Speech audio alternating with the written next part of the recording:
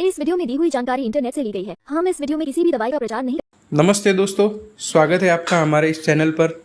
आज हम बात करेंगे महिलाओं के इलाज में इस्तेमाल होने वाली एक बहुत ही एडवांस और असरदार दवा के बारे में, जिसका नाम है यास्मीन टैबलेट। ये टैबलेट न सिर्फ अनचाही प्रेगनेंसी को रोकने का काम करती है, बल्कि महिलाओं में होने वाली एक बहुत ही आम बीमारी यानी पीसीओएस के लक्षणों को ठीक करने के लिए भी डॉक्टरों की पहली पसंद मानी जाती है।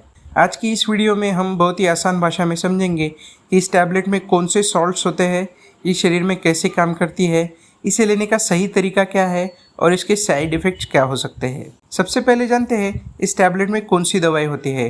तो दोस्तों, ये एक ओरल कॉन्ट्रासेप्टिव पिल यानी मुंह से ली जाने वाली गर्भनिरोधक गोली है। इसके एक पत्ते में कुल 21 टैबलेट्स होती है। अगर इसके कंपोजिशन यानी सॉल्ट्स की बात करें तो इसमें दो मुख्य हार्मोन्स का बेहतरीन कॉम्बिनेशन होता है। पहला है ड्रोस्पेरेनॉन और दूसरा है इथिनिल एस्ट्राडायोल।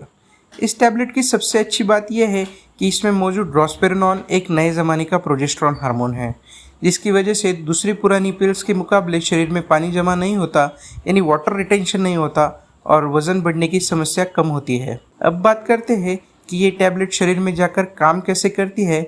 यह मुख्य रूप से 3 तरीक़ों से असर दिखाती है। सबसे पहला है ओव्यूलेशन को रोकना। यह दवा ओवरी यानी अंडाशय से हर महीने अंडे को रिलीज होने से रोक देती है। जब अंडा ही बाहर नहीं आता तो प्रेगनेंसी की संभावना खत्म हो जाती है। दूसरा है म्यूकस को गाढ़ा करना। यह गर्भाशय के मुंह यानी सर्विक्स पर मौजूद लिक्विड को बहुत गाढ़ा करती है, जिससे मेल स्पर्म अंदर प्रवेश नहीं कर पाते। तीसरा है एंड्रोजन को कम करना। यह शरीर में बढ़े हुए पुरुष हार्मोन यानी एंड्रोजन के असर को कम करती है, जो महिलाओं में हार्मोनल इम्बैलेंस की मुख्य वजह होता है। डॉक्टर्स इस टैबलेट को मुख्य रूप से 3 बड़ी समस्याओं में प्रिस्क्राइब करते हैं। सबसे पहला है गर्भनिरोधक यानी कॉन्ट्रासेप्शन। अनचाही प्रेगनेंसी को रोकने के लिए यह एक बहुत सुरक्षित और असरदार माध्यम है। दूसरा है पीसीओएस का इलाज। पीसीओएस की वजह से जिन महिलाओं के चेहरे पर बहुत ज़्यादा जिद्दी पिंपल्स आने लगते हैं, शरीर या चेहरे पर अनचाहे बाल उगने लगते हैं या पीरियड्स के पहले और बाद में मूड ज़्यादा खराब होता है, तो ये टैबलेट उसे बहुत अच्छे से ठीक करती है। दूसरा है इरेगुलर पीरियड्स। जिन महिलाओं के पीरियड्स समय पर नहीं आते या पीरियड्स के दौरान बहुत ज़्यादा ब्लीडिंग और दर्द होता है, उनके पीरियड साइकिल को नियमित करने के लिए भी इसे दिया जाता है। इस दवा का पूरा फायदा तभी मिलता है जब इसे सही नियम से लिया जाए। इसे लेने का तरीका बहुत आसान है। इसके एक पत्ते में 21 गोलियां होती है। इसे आमतौर पर पीरियड शुरू होने के पहले दिन से लेना शुरू किया जाता है। आपको बिना एक भी दिन छोड़े रोज़ाना लगातार एक गोली एक फिक्स टाइम पर लेनी है। जैसे अगर आप इसे रात को 9 बजे ले रहे हैं तो रोज़ रात को 9 बजे ही लेना है। इसका समय आगे पीछे नहीं होना चाहिए ताकि शरीर में हार्मोन का लेवल मेंटेन रहे। 21 दिन तक ये टैबलेट लेने के बाद आपको 7 दिन का गैप रखना होता है। इन 7 दिनों में आपको पीरियड्स आते हैं। जैसे ही 7 दिन का गैप पूरा हो जाए, बिना भूले आपको अगले दिन से नया पैकेट शुरू कर देना है, भले ही आपके पीरियड्स चालू हो या बंद हो गए हो।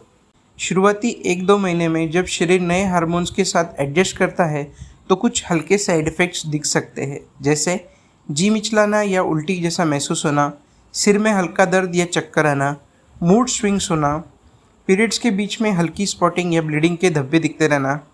ये लक्षण अस्थायी होते हैं और अपने आप ठीक हो जाते हैं, लेकिन अगर परेशानी कम न हो तो डॉक्टर से सलाह लें। दवा इस्तेमाल करने से पहले इन बातों का विशेष ध्यान रखें। किडनी और लीवर की समस्या। अगर किसी को किडनी, लीवर या एड्रिनल ग्लैंड की कोई समस्या है तो वो इस टैबलेट से दूर रहे। इसमें मौजूद रेस्पेरेनॉन शरीर में पोटेशियम का लेवल बढ़ा सकता है। दूसरा है धूम्रपान। 35 साल से ज़्यादा उम्र की महिलाएं जो स्मोकिंग करती है, उन्हें ये दवा नहीं लेनी चाहिए क्योंकि इससे ब्लड क्लॉट्स का खतरा बढ़ता है। तीसरा है हाई ब्लड प्रेशर। अगर आपका बीपी बहुत ज़्यादा हाई रहता है तो बिना डॉक्टर से पूछे इसे न लें। तो दोस्तों, ये थी इस टैबलेट की पूरी जानकारी। हमेशा याद रखिए कि ये एक प्रिस्क्रिप्शन दवा है, इसलिए इसे अपनी मर्जी से कभी शुरू न करें और हमेशा अपने डॉक्टर या गायनेकोलॉजिस्ट की सलाह पर ही लें। अगर आपका कोई सवाल है तो कमेंट बॉक्स में ज़रूर पूछें।